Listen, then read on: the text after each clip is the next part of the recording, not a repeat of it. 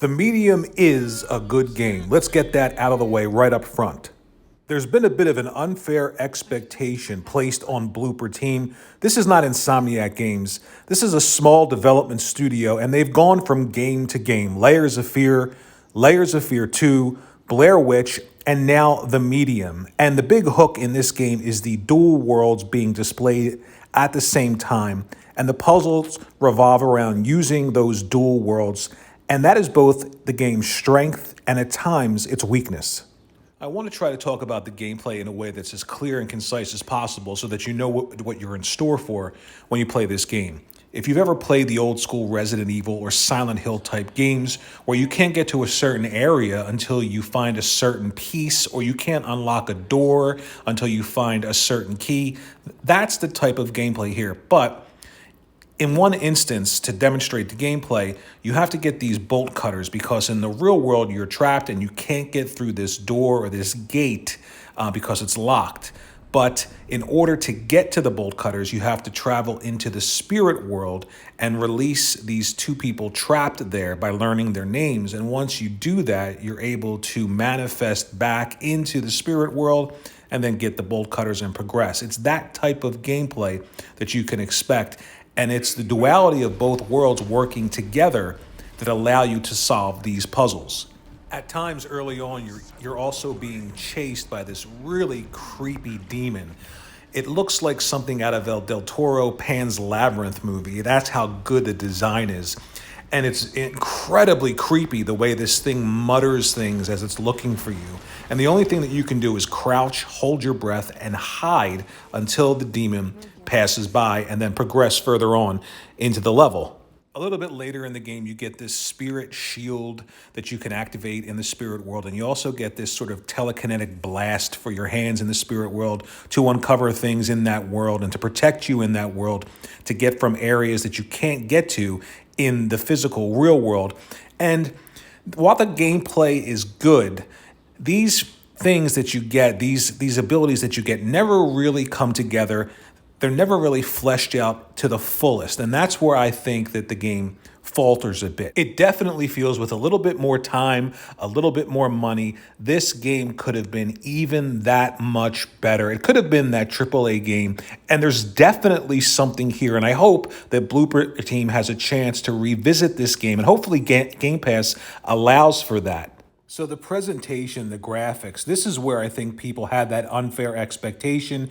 And a bit of it was Microsoft's own fault. I mean, this was the game, the first next generation game only available on the Xbox Series console. So of course people expected something grandiose and something amazing, but Blooper Team has never been that developer. They just happen to be the first developer to have a game ready exclusive for the Xbox Series consoles. And this is not a bad looking game. Now, here is the issue that I have with this game.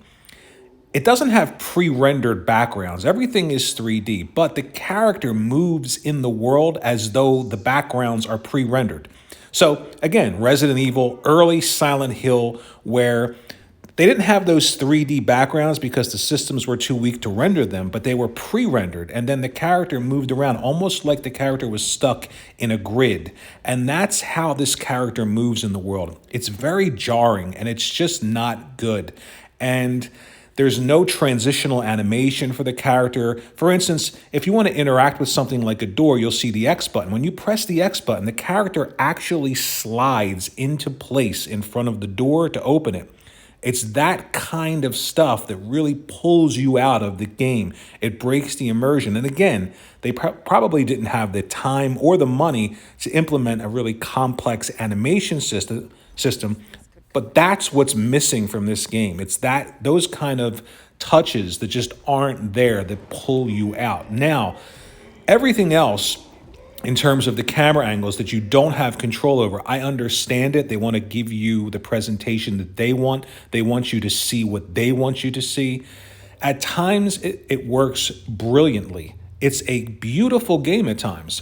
But at other times, the inability to control that camera is just confusing. For instance, you'll transition from one area to the next and the camera will just change completely. But if you're holding up on the stick and then all of a sudden the camera changes, and in order to go forward, you then have to press down on the stick, you're left wondering what the hell is going on.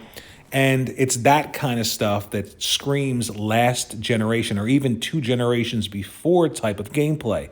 So if you can look past those issues, you'll have a good time with this game. And to be honest, after a while playing it, getting into the story, you kind of forget about those issues because that's how good the story is. So I purposely didn't talk about the story because I don't want to ruin the game, but I think you'll have a great time if you check out this game. I definitely enjoy it. I definitely did enjoy the game. So if I had to put a score on it, what would it be?